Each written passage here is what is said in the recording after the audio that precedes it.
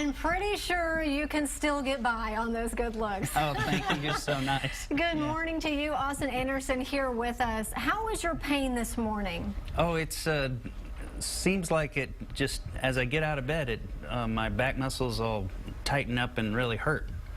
And so I'm basically playing with pain. I'm getting out there and walking around and praising God that I'm alive, and it's a great day every day I get out of bed, even if I hurt. So, absolutely. Yeah. That attitude is incredible. I've met you or seen you about three times now. You've got this smile on your face all the time. I want to show you a picture that we took when I interviewed you after you got off the plane about a week after the tornado. There you are, huge smile. You were in so much pain at this point, and during this interview you said 3 months you'll be back at it, shooting storms. What has it been like to have to sit on the sidelines? Oh, it's been so aggravating because I see so many national stories that have happened over the last 6 months that I've been sitting there at home missing. Because my whole career I've been out there covering the major events that have happened in the 20th, 21st century, and I've missed them. And I know one of the things that Erin mentioned you were looking forward to was the hurricane season, and it ended up being pretty inactive, luckily. The least hurricanes since '82. What has that been like, sitting on the sidelines through that? You know, I was thinking that I've been covering hurricanes since the 80s, and they're not as dangerous as tornadoes. Sure. I have to add that. But yes, it's been just so frustrating to be there and not be able to cover things. But then when I realized that, gosh, there haven't been any hurricanes, wonder why. Mother Nature knew. Yeah, maybe so. That's right. Well, that storm, going back to that day in Oklahoma, it's just fascinating from a meteorological perspective.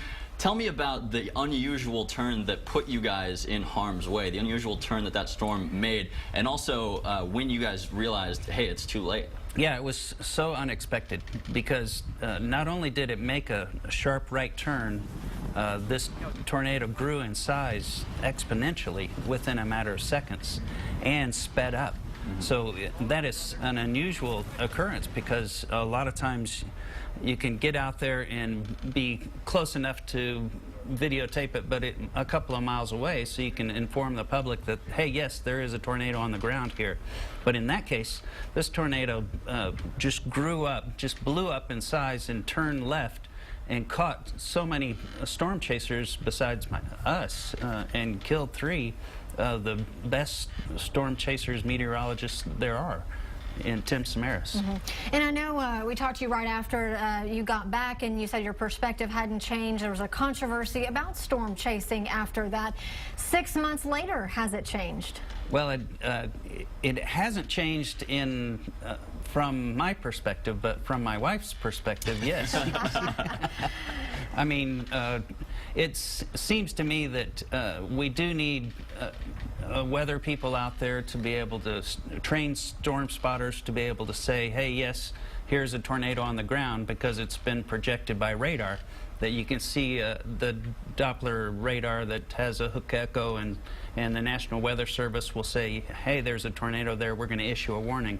But without trained spotters on the ground telling the public, indeed, yes, what they're seeing on radar is here on the ground, then it's necessary. And so my perspective hasn't changed from that we need to be out there informing the public that there's a tornado. So if the time comes, will you be chasing down tornadoes again when you can, when you're healthy enough? Yeah, when I'm healthy enough. And I think that from what I've learned, a trained spotter doesn't need to be right there underneath the tornado to tell the public that there's a tornado here. Not right underneath it. No. For sure. Well, Austin, I think we could talk to you all day. We are out of time. Thank you so much for being here with us this morning. Welcome. And we're going to continue to follow your progress. I'm so honored that I'm invited here to be your guest. Thank you so much for coming. You're welcome. Always. We'll be right back.